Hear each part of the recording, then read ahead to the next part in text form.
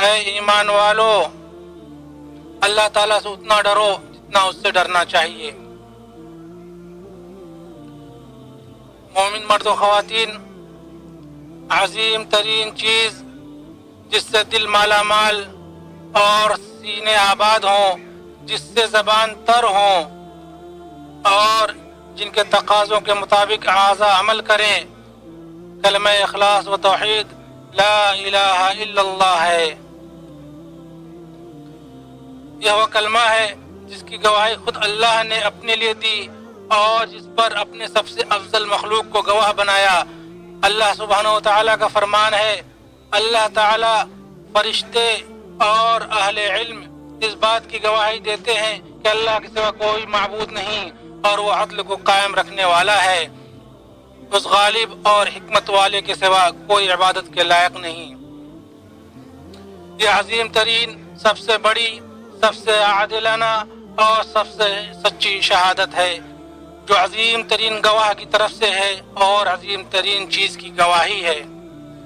یہ وہ کلمہ ہے جس سے زمین و آسمان قائم ہے، جس کی وجہ سے تمام مخلوقات پیدا کی گئیں۔ اسی کے ساتھ اللہ نے اپنے تمام رسولوں کو بھیجا، کتابیں نازل کی، شریعت مقرر کی۔ اسی کی وجہ سے میزان نصب کی جائے گی اور اسی کی وجہ سے نامہ اعمال بنائے گئے۔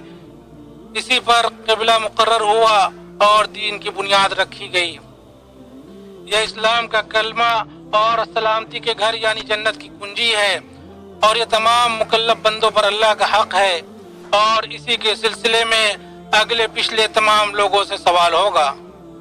اس عظیم الشان کلمہ لا الہ الا اللہ کا مطلب ہے کہ کوئی بھی،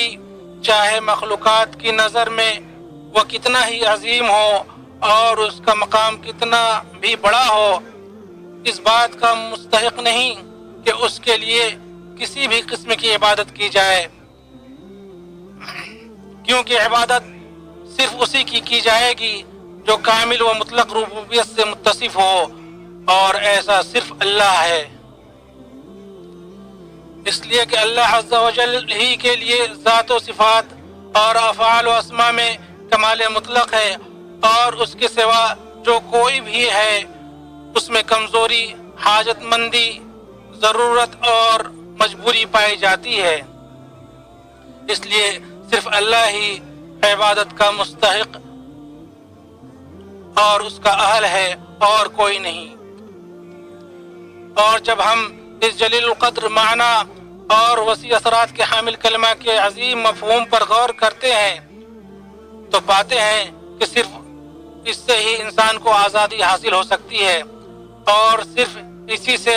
ہر مخلوق کی بندگی سے چھٹکارا مل سکتا ہے۔ مومن تنہا عبادت کے مستحق ایک معبود کا اقرار کرتا ہے، اس کے سوا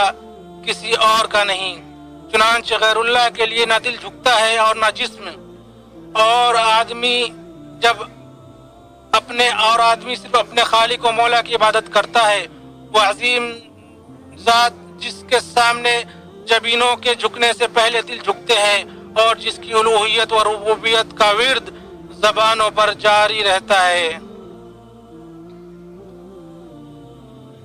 یہ ایک جامع کلمہ ہے جو ان معانی کو شامل ہے جنہیں لے کر تمام رسول آئے اور اللہ کی طرف سے پہنچایا کہ ربوبیت و الوہیت ویسے ہی ہم آہنگ اور ایک دوسرے کے متلازم ہیں جیسے شاخیں باہم جڑی ہوئی اور پلکیں ہم آہنگ ہیں۔